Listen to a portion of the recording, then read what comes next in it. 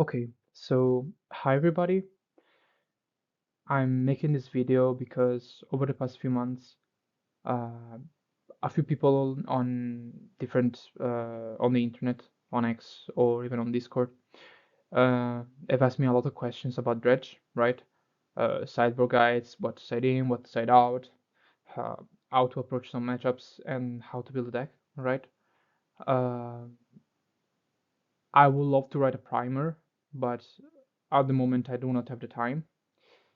Um, so I figured that maybe I could just make like a PowerPoint and talk over it at first, and then see how it goes from there.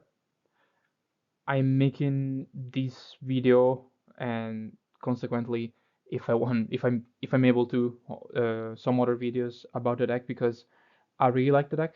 I really like to talk about it, and I feel a lot of people are being intimidated by maybe how complex the deck might be perceived at first, right? So I feel like maybe some short videos might help and might also help new players that are approaching the deck for the first time. So maybe just a super short introduction to like why am I making this video and basically who am I. Um, so on MTGO, where I have most of my results, my username is Marsaboy, right? And over the past few months, I've been exclusively playing Dredge in challenges, right? In the challenges, I managed to get some decent results overall. I have two challenge wins, multiple top eights and top fours. In paper play, although I play a lot less, obviously, because challenges are there are three challenges every week. Instead, in paper play, there I went to some EPTs and I also went to the Geddon.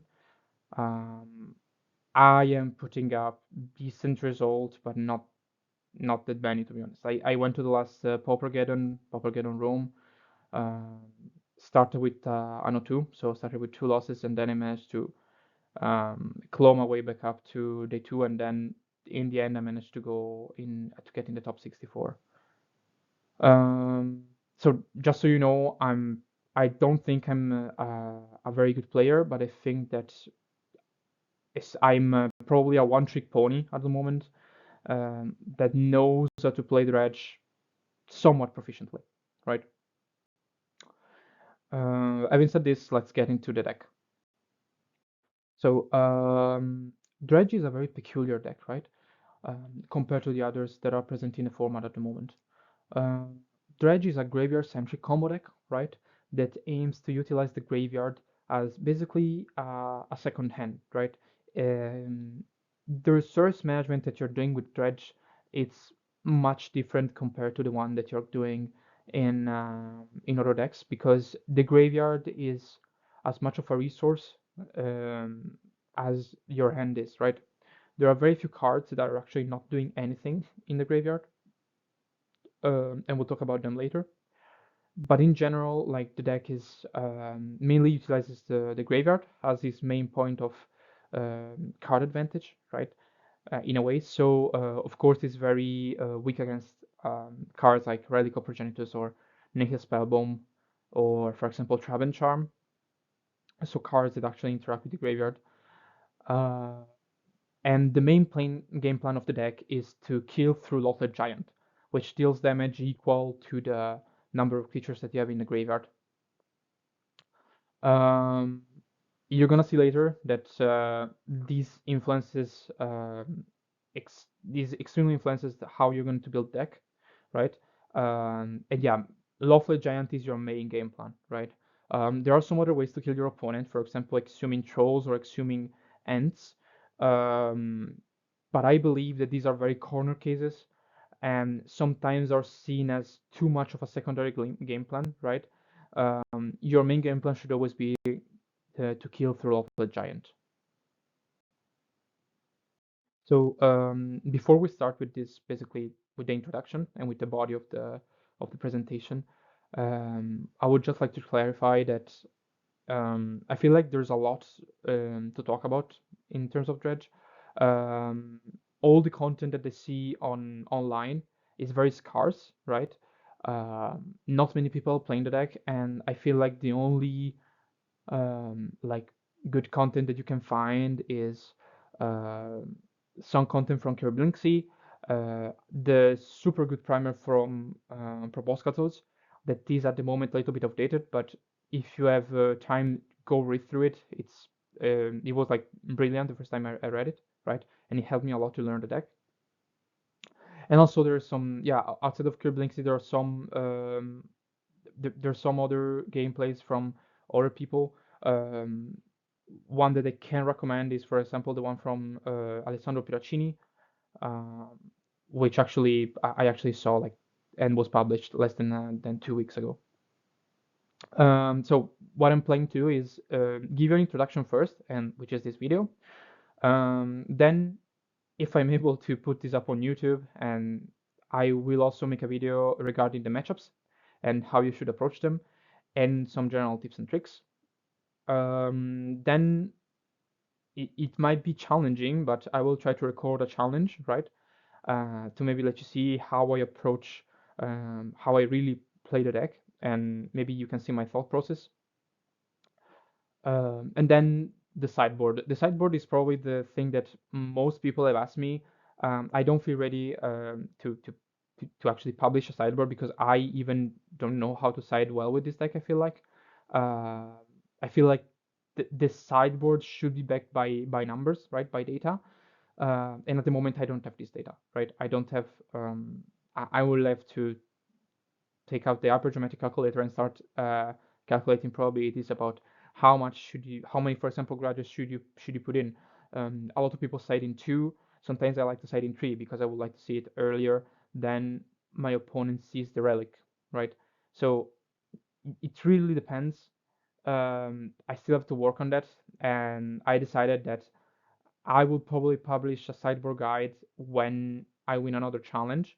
So if ever I win another challenge, which is a high toll for me because especially now a lot of people have actually actually got used to Dredge, so they're putting more graveyard in their sideboard. But let's see.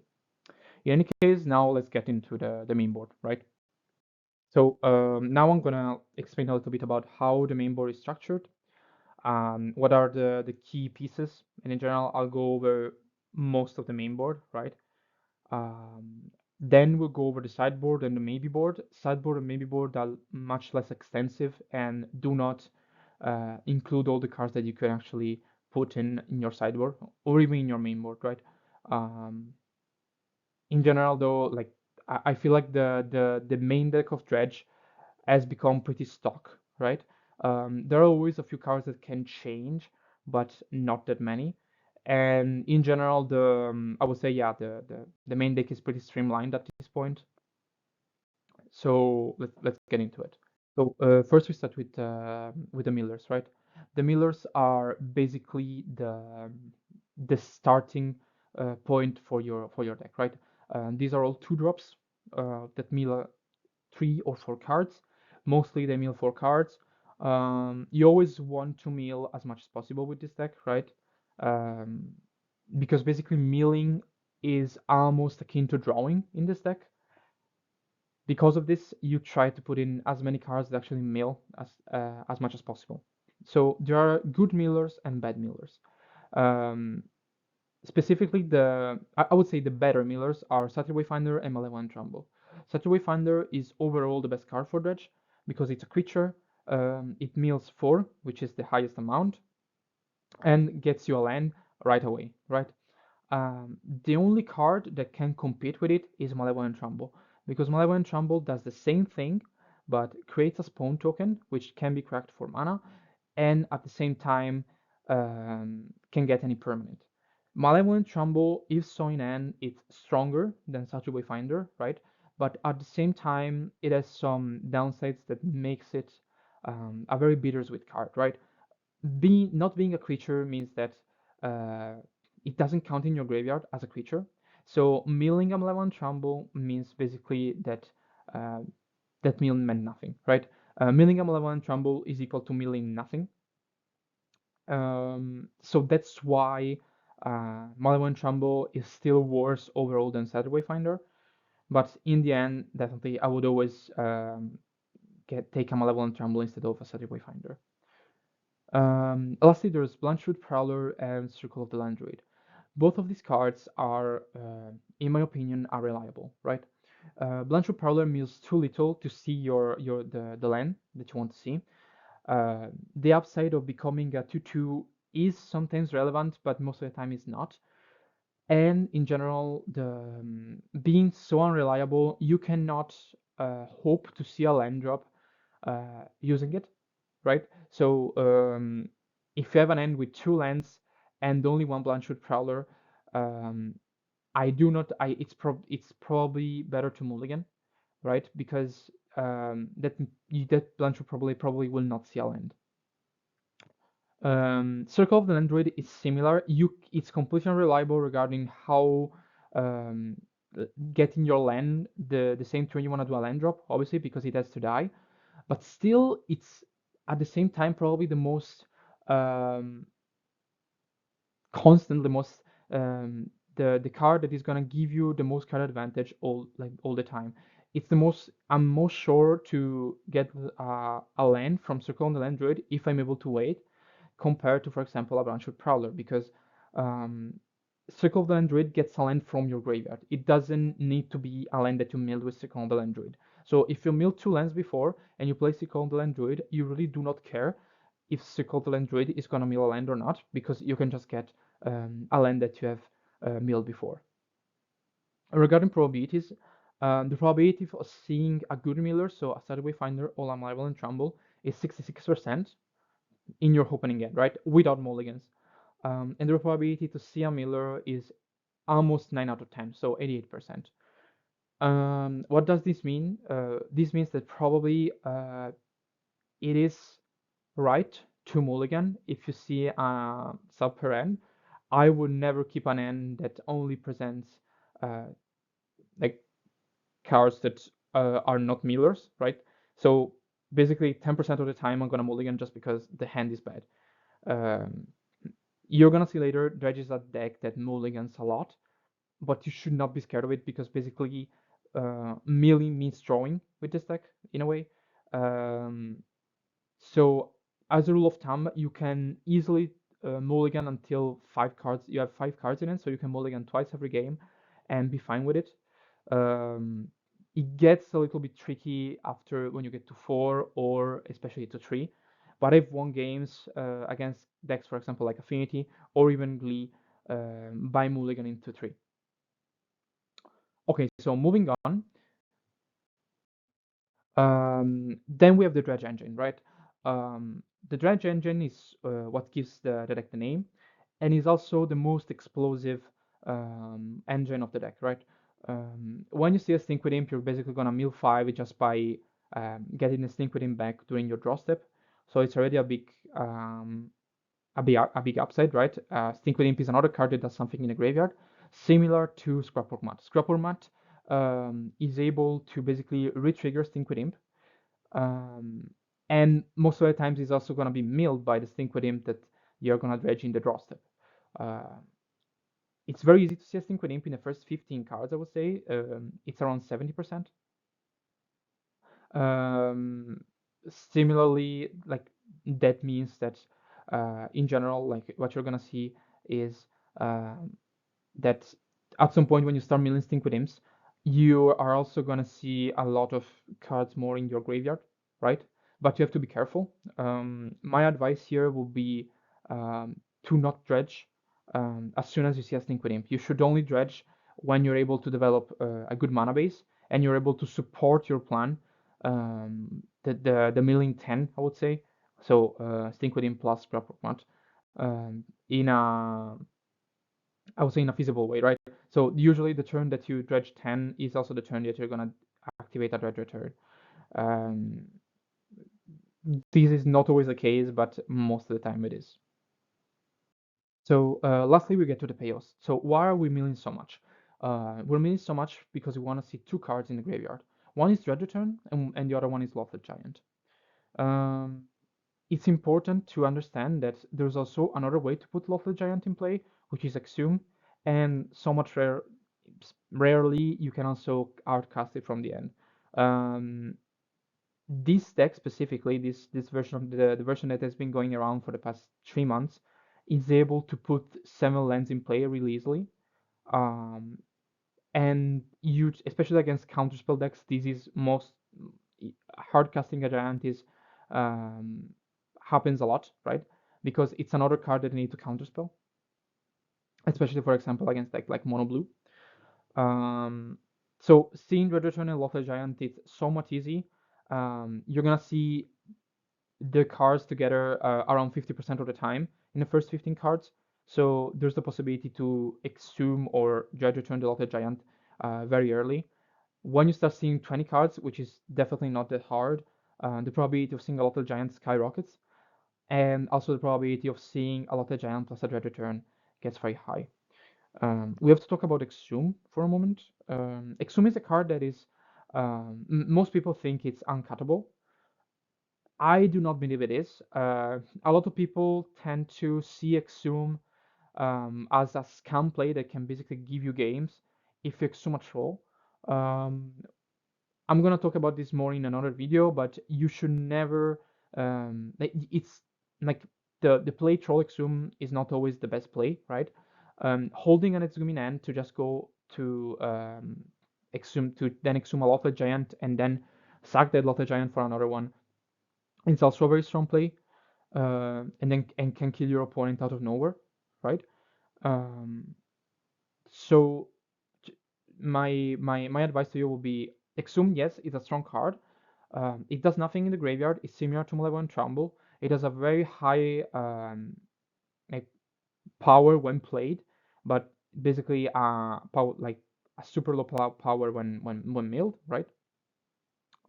And because of this, it's similar to Malevolent Trumbull. It's a very polarized card, right? If it's in the end, it's super strong. If it's in the graveyard, it's basically extremely weak. There's no power level for an Exhume that is in the graveyard. In general, though, like Malevolent Trumbull, you're you're gonna be able to see Exhume in your first opening end around 40% of the time. So I think that justifies playing it. Moving on. So the last part I want to talk about before talking about the mana base is actually the order flashback spells that you tend to use in the main board. Before, uh, at this when Dredge was first saw play, uh, both Akon Harvest and Yo to the Bone were played actually. Um, these actually meant that the deck was um, much more reliant on the graveyard, even more, right? Was able to put up many more bodies for Dredge Return, right? And honestly, I feel like Akon Harvest now has faded a little bit, um, a little bit. It is not seeing play almost any in any list. Sometimes I play one, for example, but at the moment I don't feel that it's necessary to play Akon Harvest. Akon Harvest is also a very clunky card, right? Costing 4 mana in the end. It's a lot, and because of that, um, you have to discard it with something like Scrap or Mat. But at the same time, you would always want to discard a Stink with him with Scrap or Mat. So really, that's the biggest problem with Akon Harvest. If it costed if it costed 3, probably Akon Harvest would see much more play. Um, but at the moment, it is not seeing play. Notre Bone is a very good card that I have to admit I oversaw it first because I was playing a super fast version of the deck that was basically playing 0 Notre Bone to play more cards uh, like creatures or even sometimes some numbers of Icon Harvest. My conclusion on Notre Bone is that it's a very good card even in game one to gain you some time, um, but playing more than 2 tends to hinder your game plan, right? Having a New to the Bone against some decks is not really that good, and in general, against some decks, you only need 1 or 2 to be activated. especially against decks that do not have graveyard date in the main board. Um, you can just activate one Neo to the Bone, gain 20 life, time basically gain 1 or 2 more turns, right? To do all your combos to mean more to then kill your opponent later in the game. When you start to play 3 or 4, uh, that basically means that mono red is in the meta, right? And that there are even other hyper aggressive decks that actually are gonna chew through Neo to the Bone, and so you need a Neo to the Bone to stay alive. These decks are like Mono Blue Fairies, Mono Blue Terror, even Affinity sometimes is actually having problems against Neo to the Bone because they need to be super aggressive. Their game plan is to be hyper aggressive against you because if they don't, you're just gonna kill them with Plotted Giant. That changes after Sideboard because you've got such a strong card in Instant Grudge that um, the affinity being hyper aggressive is not really a problem anymore. But in general, Near to the Bone is a good card in an optimal meta where control, combo, and aggro are seeing the same like amount of play. I will play 2 probably and 2 in the sideboard, but at the moment you should play at least 3. I say at least because sometimes I'm even tempted to put 4 in the main board and just have more side against Glee. Moving on. So the mana page of Dredge is pretty peculiar. We're playing 8 lane cyclers that actually add up to the Lawful Giant count when in the graveyard.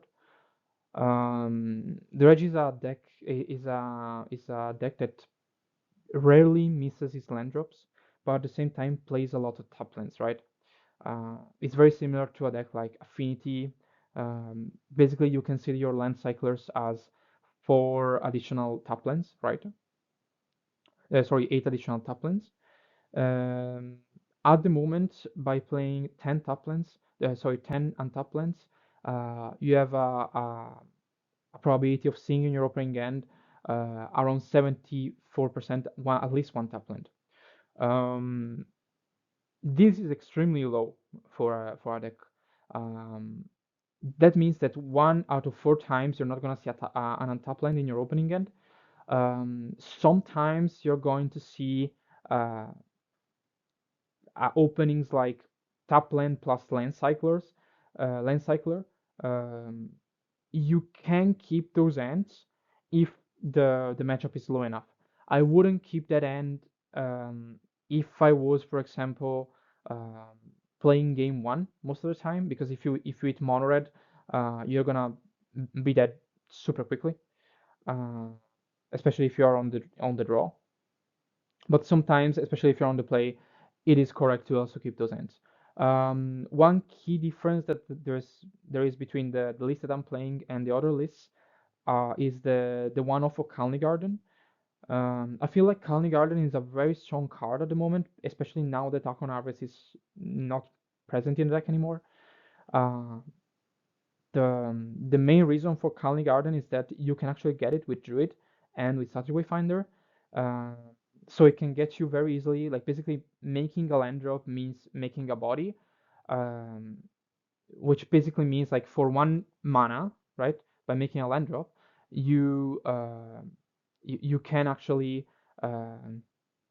get a body. So 1 mana, 1 body. It's a somewhat pretty good rate. Uh, Outside this, there is the possibility to also play less lands, right? Proboscatot in his primer was mentioning how he went down to 12 lands, and he was basically even pondering about going down even more. Um, at the moment with this deck, I would say with this specific iteration of the deck, uh, it's not. I would say it's not a good idea to go down to less than 13 lands, right? Um, what I'm mostly concerned of is that and why I'm saying that sometimes the primer from Proboscatot is somewhat somewhat outdated is because the the how we approach the deck is with 4 Akon Harvest and 4 Neo to the Bone. This makes the deck super strong when it mills a card. Like the quality of the milled cards are much better, right? Now we're playing Zoom and Malevolent Trumbull, two cards that are not really doing anything in the graveyard, right? And we lost even Akon Harvest. Before Proboscatus was playing 4 Akon Harvest, that meant basically that the way you can generate body is extremely um, is much more is on a much lower curve, right? So you don't even have to have like 4 or 5 lands in play. Now all of your bodies cost basically 2. So you need a higher land count and you need to be on more lands. Still, I would say that um, it is possible to change up a little bit of the lands and to put in more Akon Harvest. Um, and in general, like you're gonna mulligan a lot with this deck. So sometimes if you see 2 Akon Harvest in your hand, but you have mulligan already 2 times, you can just put them down. It's something that I've been thinking about lately, and I would like to try a more like old school version of Dredge. I feel like that's having more flashback cards and more cards that do something in the graveyard also makes you uh, much stronger when you mill and makes the quality of the cards that you mill much better. But we're gonna see maybe later. At the moment, this is the mana base. It has been pretty stalled for a while, um, and I would say that I'm pretty fine with it. So now we move to the sideboard. FYI, the sideboard that I'm gonna show you is a sideboard that I've been using lately in paper play. Um, in the challenges, I change up my sideboard all the time because I want to test. Uh, but in general, like the sideboard of Dredge is pretty stock for around 8 or 9 cards at the moment, and then 6 slots are basically a free for all, right? You can play whatever you want. Also because the cards that you are playing are not really that impactful, right? Or needs to be very specific for specific matchups. So Dredge has a problem with this. Your sideboard is pretty weak compared to the others, and at the same time, the sideboard of the other players is extremely good against you because they're gonna side in Radical Progenitus and Nihil Spell Bombs.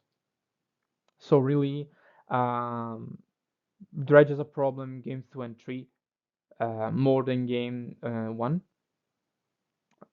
Still, I feel like Dredge has a lot of advantages in terms of with the flashback cards that he can play, because Dredge is gonna see a lot of their flashback cards, a lot more compared to other decks, right?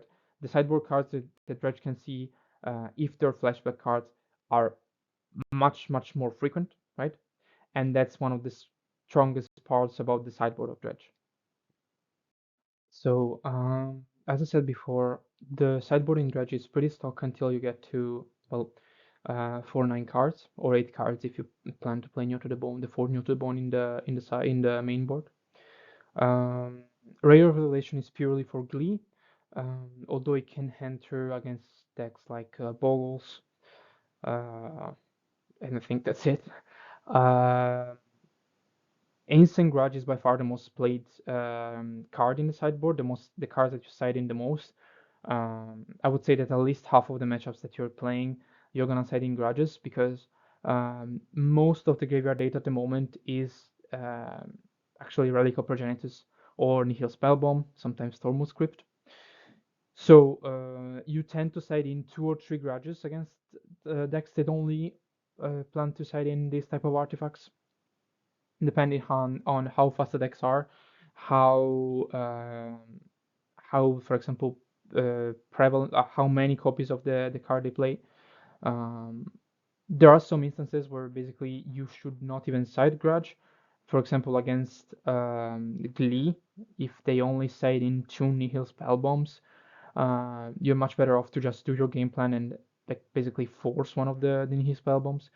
I would say that the difference between the two is that sometimes even to relics or progenitus needs you to put in 2 grudges.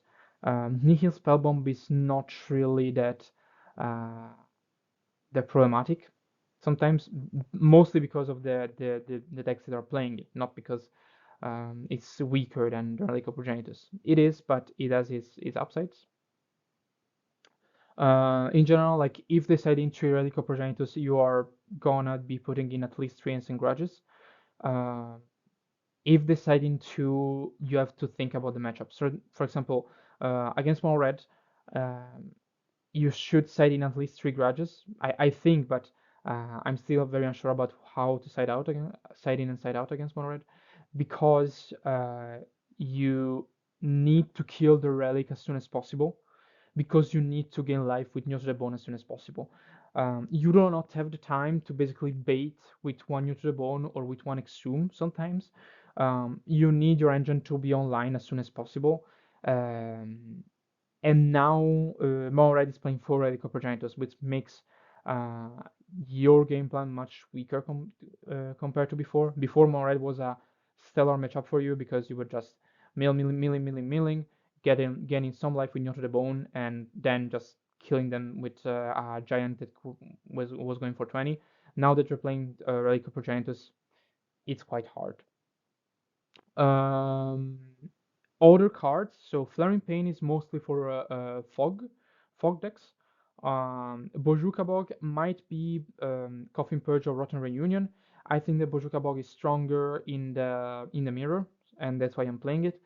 But also, like, there are some advantages, for example, of Coffin Purge, which is an instant, or also Rotten. Rotten also makes a body, which is relevant against decks like Golgari, so that you're able to steal the initiative or the Monarch. The last card is Farm Dragon. Farm Dragon is very strong against mono blue fairies and fairies in general, also elves. Uh, but the biggest problem of Farm Dragon is that it's a sorcery.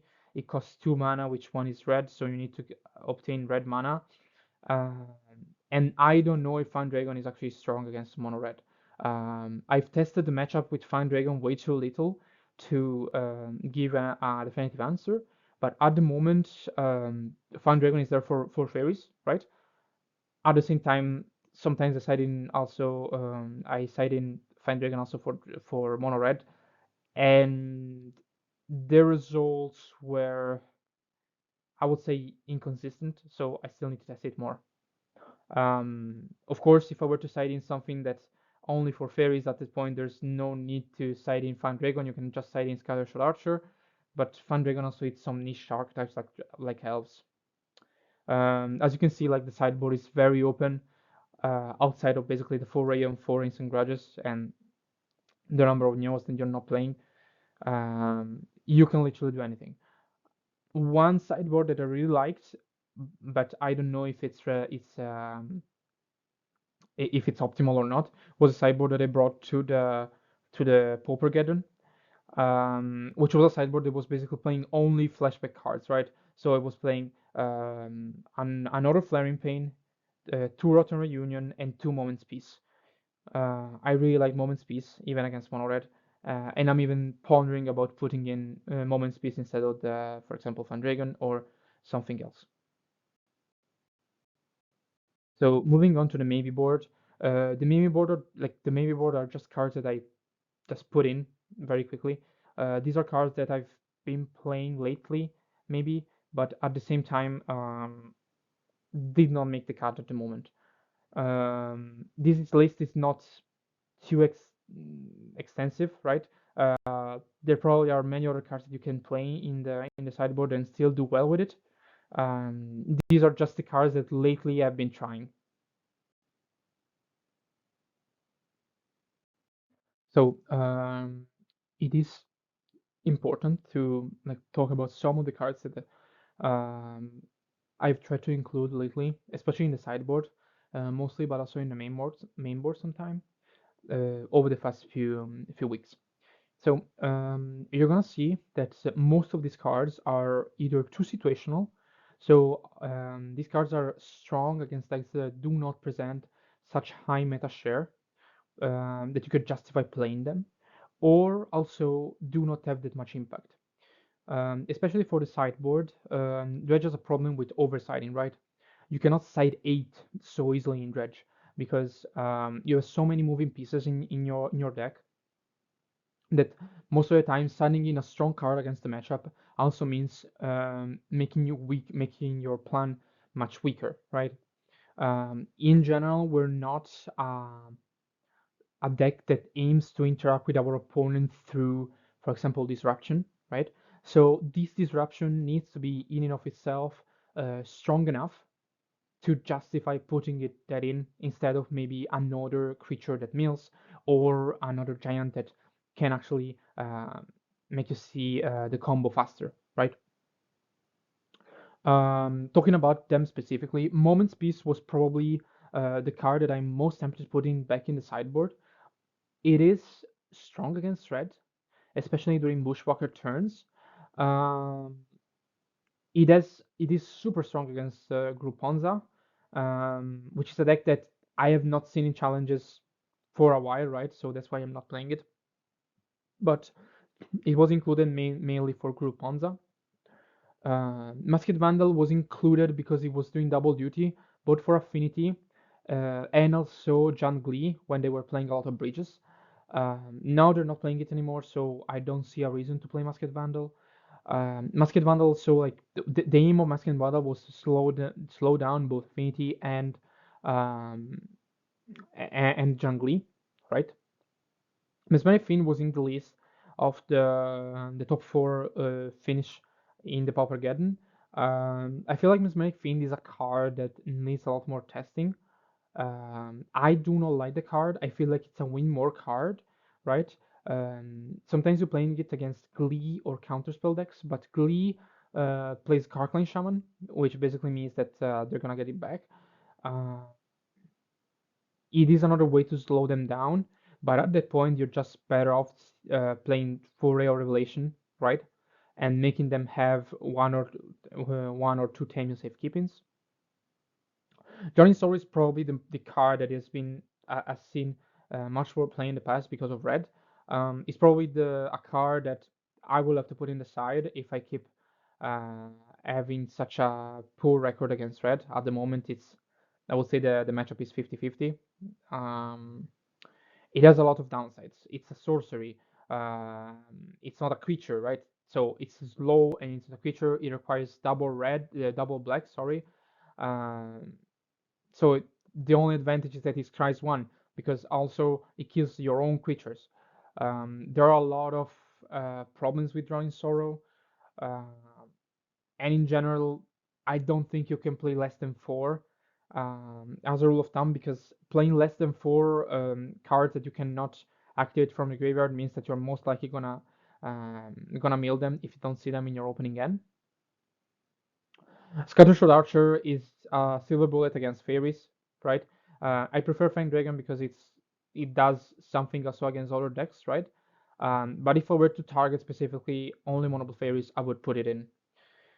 Akon Harvest is a good candidate even for main board. As we said before, it makes your mills better, but also it makes your end clunkier. Duress is a card that could be sided in the same place as Mesmeric Fiend. It does it has a huge disadvantage being not a creature, but it costs one less, and it actually discards the card instead of like putting it down under Mesmeric Fiend. So honestly, at the moment, if I were to choose between Mesmeric Fiend and Duress, I would always choose Duress and play 4 copies of it. Still, most of the times, if you play 4 Duress and 4 Ray of Relation, you're oversiding against Glee. Uh, so I don't know if it's worth it. Similarly, Snuff Out. So Snuff Out is probably the most taught card at the moment because a lot of people are mentioning the fact that Glee is a bad matchup for Dredge. I think that Golgari Glee is a bad matchup for Dredge. I don't think that John Glee is such a bad matchup. And I don't think it justifies playing 8 or 7 cards if you go down one Royal Revelation for Glee. Yes, it's a 2-for-1 because it removes the creature, but it loses to the same card that Ray of Revelation does, which is time safekeeping. And at the same time, it also has the problem of being able to be discarded by Duress. By keeping Snuff Out in, by setting in Snuff Out, you're basically giving the opponent Duresses more value. So at the moment, I don't think it should be included. Um, I think that talking about sideboard at the moment, if I want this video to be um, somewhat decent to be seen, all like to be seen even in 1 year, I think that it should be mentioned that I don't know how much Glee will remain in the meta. At the moment, Glee is seeing, especially in paper play, seeing such a high win rate that I feel like in a few months it's gonna be banned. Um, I don't think that's the right thing to do, but that's besides the point. We're not talking about that.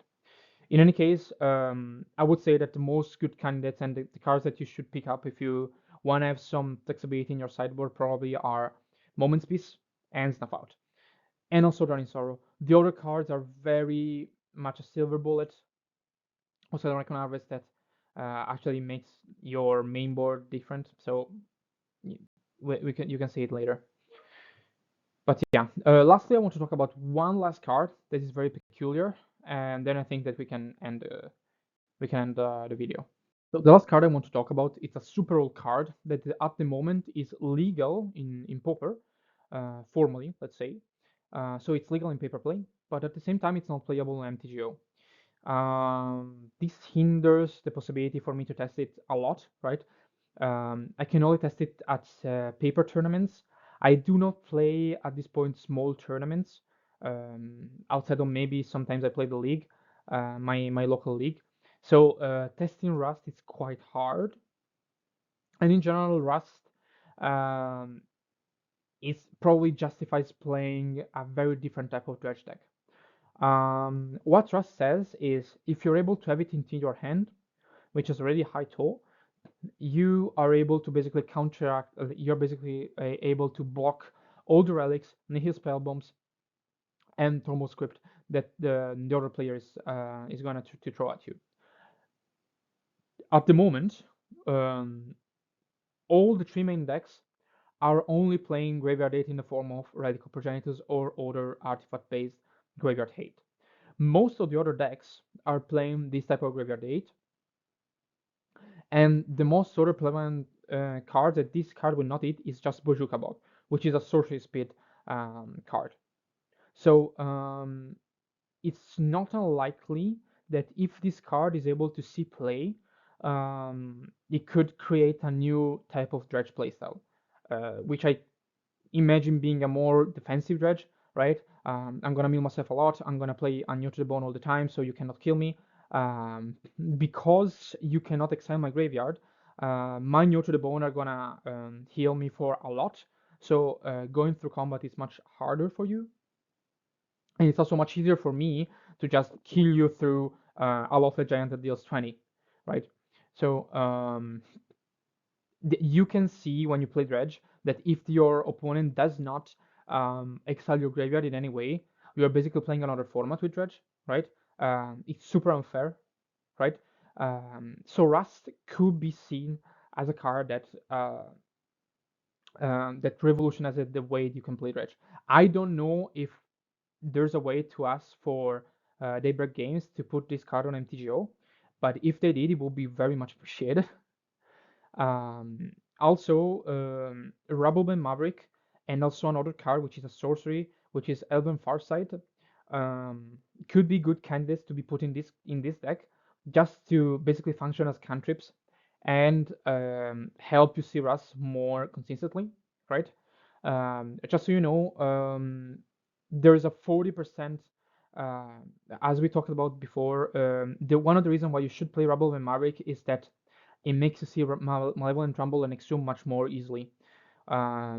When you construct that with Rumbleband Maverick, you have around a 5% more chance to see uh, Exhume or Malevolent Rumble in your opening game. If you play, that's because Maverick makes you see two more cards. So instead of seeing 7 cards, you're gonna see 9 cards plus the card that you draw on your second turn because you don't mill. So out of the possibility of seeing Exhume in the first 10 cards is around 50%, if I remember correctly. But the probability of seeing Maverick, of course, in your first opening hand is around 40% too, right? So by multiplying these probabilities, you're gonna see that you have a 4 point something percent more probability of seeing Exhume if you construct your deck with Rebel and Maverick. Similarly, Farsight does the same thing. Uh, and honestly, seeing Rust 50% of the time, like getting this number to 50, would be a very good reason to play in the sideboard Rust. I want to try this specific deck that I mentioned, and maybe now we can talk about a little bit more about the potential future builds of Dredge. But in general, if you have the possibility to play in paper and try Rust, try it. I believe that it has a lot of untapped potential. So the last thing I want to talk about is the potential for Dredge to innovate himself in a more radical way. Um, Dredge is a relatively new deck, right? Um, Most of the decks that have been in the Pauper meta uh, are always the same. They just change in relation to how the meta is shaping itself. Mono Red has been around for a long time. Affinity has been around for a long time. Decks like Jeskai Ephemerate, Familiars, Watwini, even Terror have been around for a long time, and always have been the same basically shell, right? Um, that means that they had time to basically innovate themselves. They had more time, right? Um, the reason why I feel like the Dredge is still has a lot of potential is that being it's so new, the deck can evolve himself in something new, something different. Maybe something that's not so reliant just on the graveyard, or that is not so weak against graveyard date. The biggest problem with Dredge is the graveyard date that it faces. If there's a way to combat this, and there are multiple ways, right? Um, Dredge has the potential to become a tier 1 deck. Maybe a little bit too oppressive. Maybe one day it will be banned if the right build is found. But um, I just wanted to give you an example, right? This list that I brought in a challenge, um, I did somewhat poorly with it. I went to 3, but it shows some potential. I was very happy of the result, although I basically managed to go with a 50% win rate over all the matches because it was so innovative, right? It was something new. And at this point, I played so much Dredge, like I played so much the standard version of Dredge that it was so cool to play cards like Arboreal Grazer or even Ephemerate. Ephemerate is a card that, if cast on a Lottery Giant, can basically end the game on the spot. And if they don't remove the Lottery Giant, you can just recast Ephemerate on the Lottery Giant again in your upkeep. So really, what am I saying is try new stuff, right? Try new stuff that you don't, even though you think that maybe at this point the list of Dredge is stock and it's not going to change. It is not true. There's a lot of stuff that can be discussed. For example, the number of creatures is relevant. The number of flashback cards is also very relevant. The colors that you're playing. Do not forget that Dredge is able to get so many lands in hand thanks to cards like Saturday Thunder or Circle of the Land Druid, Malevolent Trumbull, that you're never gonna miss line drop. So, for example, playing Gates means that you can also get to a more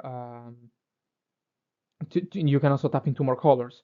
If you're able to play blue, there are a lot of millers in blue that do not get you a land, but still mill a lot. There's an adventure card that costs only 1, and it's a 0/4, so a very defensive body. That mills 4. It can mill 4 in your first turn, and then can get you